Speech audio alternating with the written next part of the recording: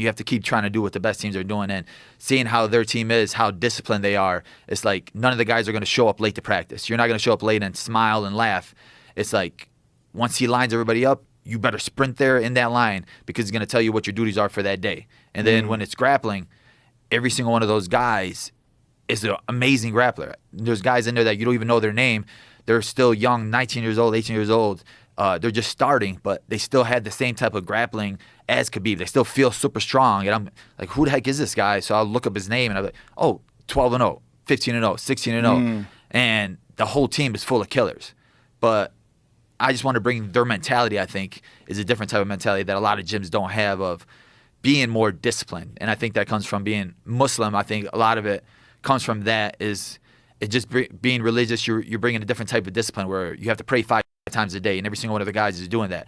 None of their guys are drinking. None of their guys are going out and partying. If there's guys that come to practice and they look a little bit tired, Khabib will take their phone away from them, and he won't give it to them until the next day, tomorrow morning. So he'll take their phone at night, 9 p.m., and then you have to go to sleep, get a good night's sleep, and then next practice he'll give you your phone back because you're probably on your phone all night playing games or something stupid. And he pays attention to those things. And the fact that he wants you to win that bad, because he doesn't need to be there, he doesn't need to give you the knowledge, he doesn't need to care that much about you if you don't care about yourself. But it just shows you like how much of a great person he is too, and it just makes you want to work that much harder for him.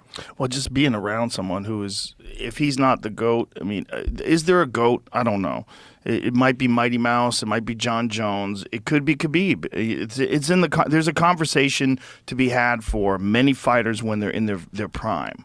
But Khabib's the first one to really retire completely undefeated, where you can make the argument that even the rounds he lost, if he lost like one round against Conor and maybe one round at another point in his career, they were barely.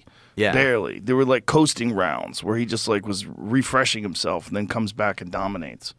Yeah, so if you're training with a guy like that, like, fuck, man.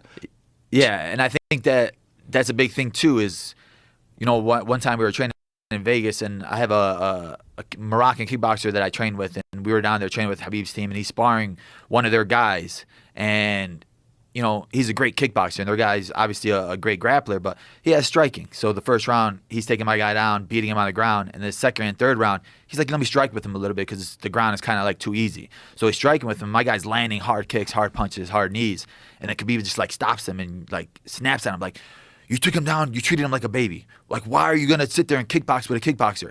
I don't care if this is practice. I don't care if this is sparring. The goal is to win. If you want to look stupid, you want to be dumb, then go against the plan. Go against the route that's going to help you win. He's like, and that, like, open your eyes too. It's like, he knows the path to victory. All their guys know the path to victory. It's hard grappling, heavy grappling, and strength on the ground. It's like, why are you going to be dumb and spar with a Moroccan kickboxer for and ego. Take that damage? Yeah, ego. Yeah, and ego's a motherfucker. Yeah. It really is. So many guys just decide to trade with people for no reason, and they wind up getting lit up when they really should be taking the guy down. Yeah, and I feel like that's what a lot of these newer guys coming up. I was training with the Ohio State wrestler.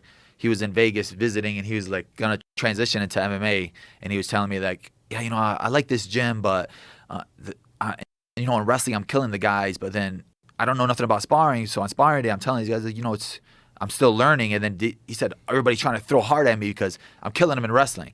And I'm like, you got to find a gym where the guys don't have egos, where they're going to try to help you build yourself. Because if you're sparring hard and you don't really know how to take a punch or anything, you're only going to hurt yourself. Right, and you're going to get your ticket punched too many times.